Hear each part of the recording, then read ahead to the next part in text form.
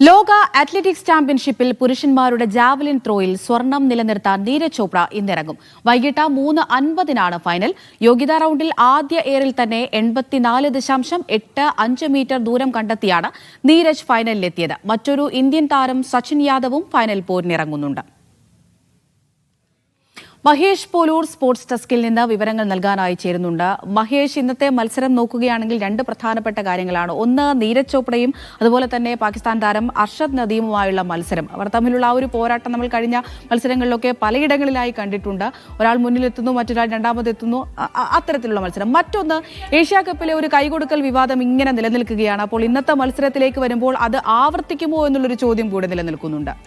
സമൃദ്ധ, തീർച്ചയായും ഇന്ന് athletic ചാമ്പ്യൻഷിപ്പിലെ glamour ഇനങ്ങളിലൊന്നായ javelin throw, പുരുഷന്മാരുടെ ജാവലിൻ ത്രോ ഫൈനൽ മത്സരം ടോക്കിയോയിൽ ഇന്ത്യൻ സമയം വൈകിട്ട് 3:50 ആരംഭിക്കും. നമ്മളെ സംബന്ധിച്ചിടത്തോളം നീരജ് ചോപ്ര അദ്ദേഹത്തിന്റെ തുടർച്ചയായ സ്വർണം നിലനിർത്തുമോ എന്നുള്ളതാണ് ആകാംക്ഷയോടെ നമ്മൾ കാത്തിരിക്കുന്നത്. നീരജിനെ സംബന്ധിച്ചിടത്തോളം ടോക്കിയോയിലെ ഈ മൈതാനം വളരെ സ്പെഷ്യലാണ്. കാരണം 2021 ഒളിമ്പിക്സിൽ ഇന്ത്യക്ക് ആദ്യമായി സ്വർണ്ണ മെഡൽ നീരജ് നേടിത്തന്നത് ഇതേ മണ്ണിൽ നിന്നാണ്, ഇതേ ട്രാക്കിൽ നിന്നാണ്. അതുകൊണ്ട് തന്നെ നീരജിന് സംതിങ് സ്പെഷ്യലാണ് ഈ ഗ്രൗണ്ട് എന്ന് പറയുന്നത്. വലിയ പ്രതീക്ഷയോടെ തന്നെയാണ് നീരജ് ഈ മത്സരത്തിന് ഇറങ്ങുന്നത്. കാരണം യോഗ്യതാ റൗണ്ടിൽ 37 താരങ്ങൾ പങ്കെടുത്ത യോഗ്യതാ റൗണ്ട് മത്സരത്തിൽ ഒറ്റ എയറിൽ 84.85 ദൂരം പിന്നിട്ടാണ് നേരെ നീരജ് ഫൈനലിലേക്ക് യോഗ്യത നേടിയത്. നീരജിനെ സംബന്ധിച്ചിടത്തോളം കടുത്ത എതിരാളികൾ മുന്നിലുണ്ട്. അതിലേറ്റവും പ്രധാനപ്പെട്ട താരങ്ങളിൽ ഒന്ന് എന്ന് പറയുന്നത് പാകിസ്ഥാൻ താരമായ അർഷദ് നദീം തന്നെയാണ്. കാരണം കഴിഞ്ഞ പാരീസ് ഒളിമ്പിക്സിൽ നീരജ് ചോപ്രയും അർഷദും തമ്മിലായിരുന്നു നേരിട്ടുള്ള മത്സരം എന്നൊക്കെ പറയാവുന്ന രീതിയിലുള്ളൊരു ഫൈറ്റ് നടന്നത്. അന്ന്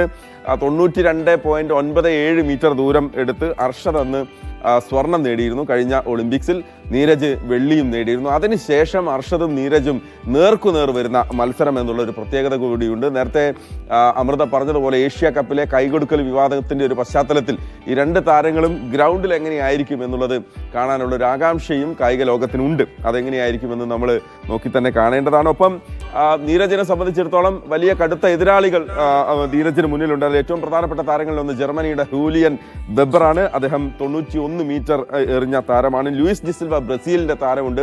ഗ്രനഡയുടെ ആൻഡേഴ്സൺ പീറ്റേഴ്സ് ഉണ്ട്. അദ്ദേഹവും 93 മീറ്റർ ദൂരം കണ്ടെത്തിയ ഒരു താരമാണ്. കടുത്ത മത്സരമാണ്. പക്ഷെ അതിനെല്ലാം മറികടന്ന് നീരജ് ഇന്ന് സ്വർണം നേടുമോ എന്നുള്ള ഒരു ആകാംക്ഷയാണ്. 3:50 അമൃത മത്സരം. അതെ, നീരജ് സ്വർണം അണിയും എന്നുള്ള ഒരു പ്രതീക്ഷയിൽ തന്നെ നമുക്കും ഇരിക്കാം. വിവരങ്ങളാണ് മഹേഷ് പോലൂർ സ്പോർട്സ് ഡെസ്കിൽ നിന്ന് പങ്കുവച്ചത്.